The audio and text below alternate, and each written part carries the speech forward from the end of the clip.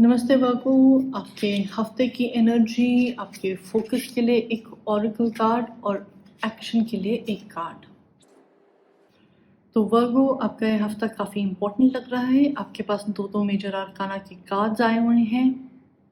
शुरू करते हैं आपके हफ्ते से, जहां आपका कार्ड है जस्टिस, यानी कि न्याय। तो ये कार्ड कहता है जैसी करनी वैसी भरनी। अंग्रेजी में कहते हैं you shall reap what you sow. तो इस हफ्ते कहीं पे अगर आप लिटिगेशन में इन्वॉल्व हैं और आप सही जगह थे, तो आपको अपने फेवर में डिसीजन मिल सकता है।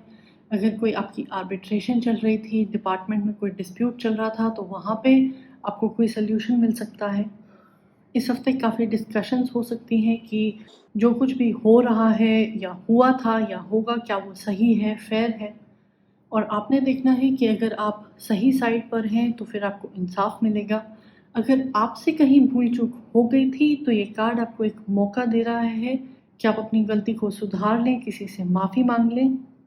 अपने एक्शंस को, अपने व्यवहार को या फिर अपने रास्ते को चेक करने के लिए आप किसी ऐसे व्यक्ति से भी बातचीत कर सकते हैं जो आपको जानता हो या फिर काफ़ी एक्सपीरियंस्ड हो। वो व्यक्ति आपको बिल्कुल सही सही बता देगा, चाहे वो सच कड़वा हो या मीठा। साथ ही आप जब दूसरे लोगों से इंटरैक्ट करते हैं तो थोड़ा सा इम्पार्शल रहें। सोचें कि क्या जो दूसरा बोल रहा है उसकी बात में दम है, क्या वो पॉसिबल है, और आपने ही किसी चीज़ को गलत समझ लिया था। आपके फोकस में कार्ड आया है न्यू बिगिनिंग्स। ये जो कार्ड है एक्सपेंशन का कार्ड है, ग्रोथ का कार्ड है। यहाँ पे एक सूर्योदय का सीन जो है वो डिपिक्ट किया गया है।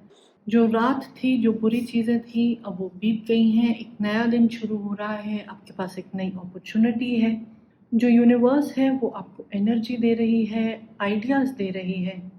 तो इस मौके का फ़ायदा उठाएं, इसको एक्सेप्ट करें और आपके अंदर की जो रोशनी है, जो नए आइडियाज़ हैं, चाहे आप कुछ रीस्टार्ट कर रहे हैं बिल्कुल नए सिरे से, तो उस पे आपको गर्व होना चाहिए। सिंपल शब्दों में, आपका अतीत जैसा भी रहा हो, अब जो आपके अंदर की रोशनी है, जो पॉजिटिव आउटपुट आप दे सकते हैं लोगों को, समाज को या रिलेशनशिप को, आपको वहाँ ध्यान देना है। आपके एक्शन में कार्ड आया है जजमेंट। ट्रेडिशनल टैरो में एक एंजल होता है जो कि हॉर्न ब्लो करके मृत लोगों को भी जगा देता है। ये उनकी अंतरात्मा को कॉल करता है और बोलता है कि आपका जो सपना था, आपका जो सही रास्ता था, आपको वहाँ चलना चाहिए, आप फ़िलहाल कहीं भटक गई। तो यहाँ पे भी ये जो कार्ड है, ये एक नई रियलिटी को दर्शा रहा है। ये आपके मन में छुपे हुए आइडिया को, सपने को बुला रहा है। आपकी आत्मा को एक तरह से पुकार रहा है कि आप जो करना चाहते हैं, जो पाना चाहते हैं, उसकी तरफ बढ़ें। जो आसपास छोटी-मोटी डिस्ट्रैक्शंस हो रही हैं, वो आपका गोल नहीं है, वो आपका रास्ता नहीं है।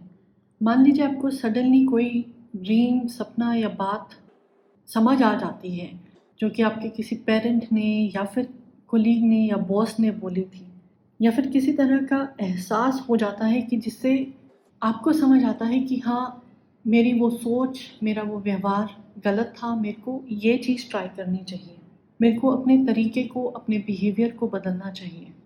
तो उस पर खास ध्यान दें। ये डरने का टाइम नहीं है, बल्कि थोड़ी-सी बहादुरी दिखाएँ। जो आपकी लाइफ़ है उसको इवैल्यूएट करें, अपने आप को, अपने आस-पास के लोगों को इवैल्यूएट करें। चाहे वो अचीवमेंट्स हों या बुरी चीज़ें हों या इन प्रोग्रेस चलती हुई चीज़ें हों, उन सबको इवैल्यूएट करें। देखें कि क्या चीज़ आप डर के मारे कर रहे हैं कि कहीं अगर मैंने ये नहीं की तो लोग मेरे बारे में बुरा सोचेंगे, या अगर मैंने कोई चीज़ ट्राई की और मैं वहाँ फ़ेल हो गया या फ़ेल हो गई तो कितनी शर्मनाक बात होगी। ये टाइम है इवैल्यूएशन का, ताकि आप समझ पाएँ कि आपके जो एक्शंस हैं उनका सही कॉस्ट क्या है। और जब आपको समझ आएगा कि आपके एक्शन का या इनएक्शन का ये ट्रू कॉस्ट है, तो आप वो गलती दोबारा नहीं दोहराएँगे। अब कोई छुपने-छुपाने की बात नहीं है। जो भी आप चाहते हैं आपको ओपनली कहना चाहिए या ओपनली उसकी तरफ काम करना चाहिए। और जितना ऑनेस्ट आप खुद से रहेंगे, आपको उतने ही अच्छे रिजल्ट्स मिलेंगे।